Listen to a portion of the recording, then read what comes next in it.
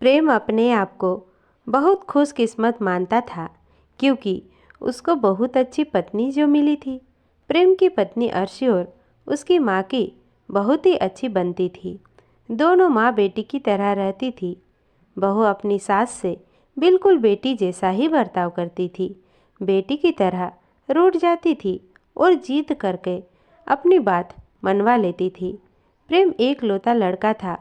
प्रेम के पिताजी नहीं थे और प्रेम की आर्थिक स्थिति इतनी अच्छी नहीं थी, लेकिन घर में शांति और प्यार होने के कारण वह मेहनत करके अच्छे से अपना घर चला रहा था। साथ ही माँ और पत्नी से इतना अच्छा सपोर्ट मिलने के कारण उसे बहुत मदद मिलती थी।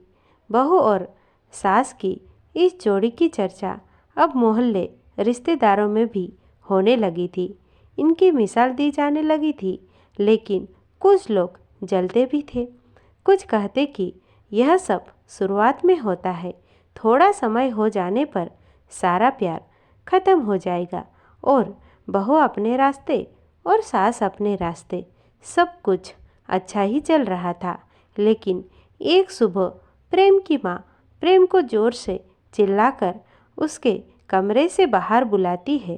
प्रेम पूछता है, क्या हुआ माँ, क्यों चिल्ला रही हो? प्रेम की बात माँ बोलती है कि तेरी पत्नी को समझा ले, अब बस बहुत हो गया। मैं इतने दिन चुप रही, लेकिन अब मुझसे नहीं होता।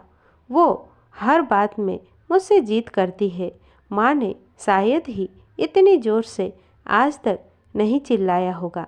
इतने में बहू भी कमरे से बाहर आकर माँ से पूछती है, क्या हुआ माँ जी, आप क्यों परेशान हैं?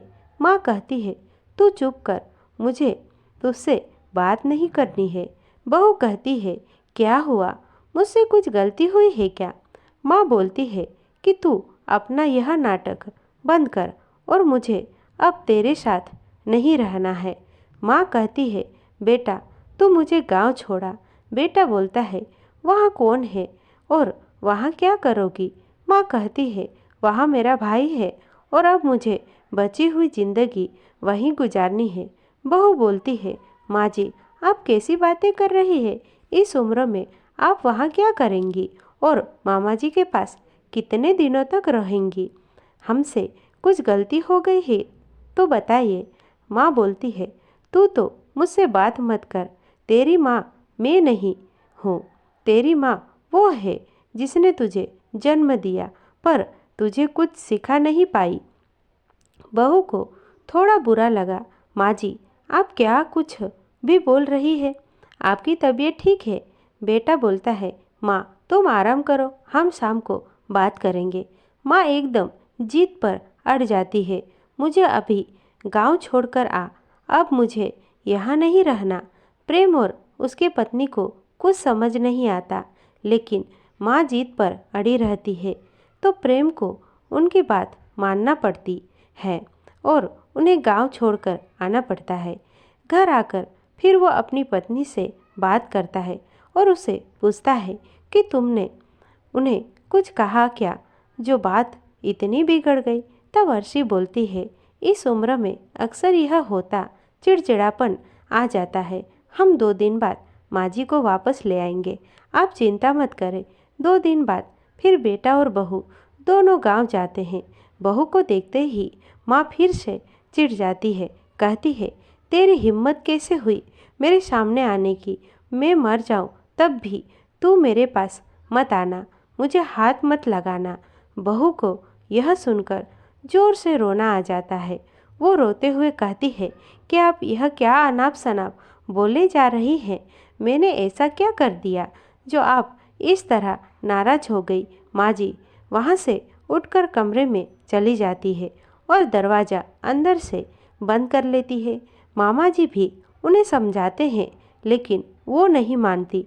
बेटा और बहू वापस अपने घर आ जाते हैं। बहू अपने कमरे में बैठी रोती रहती है। प्रेम भी कुछ समझ नहीं पाता है।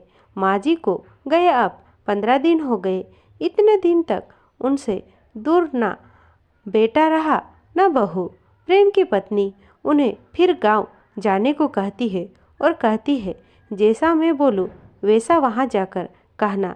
प्रेम जाता है और माँ को कहता है, माँ तुम्हारी बहू सीढ़ी पर से गिर गई है और 5 दिन से तुम्हें याद कर रही है। माँ एकदम से बोलती है, क्या 5 दिन? और तो अब बता रहा है। वो फटाफट तैयार होकर प्रेम के साथ वापस आ जाती है। साथ में मामा जी भी आते हैं।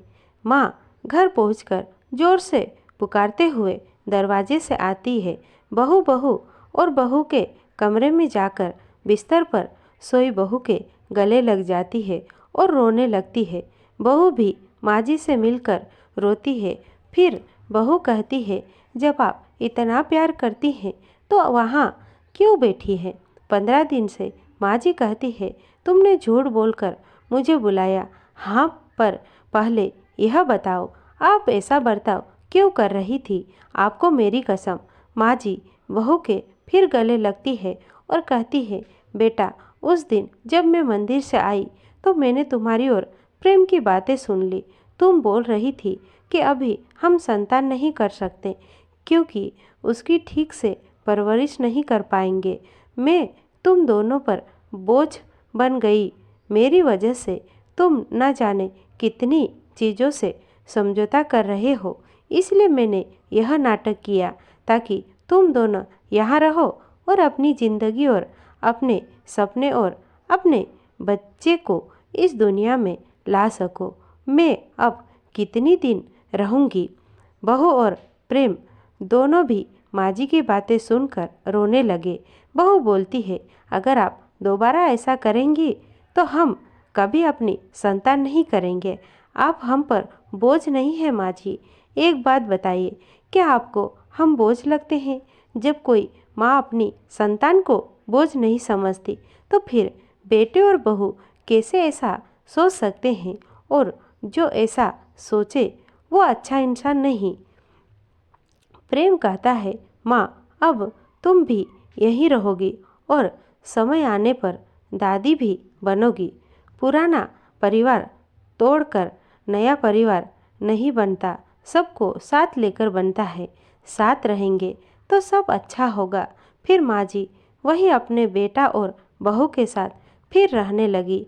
आपको यह कहानी कैसी लगी हमें कमेंट बॉक्स में लिखकर ज़रूर बताएं और कहानी को लाइक करें और चैनल को सब्सक्राइब करें। धन्यवाद आप सभी का।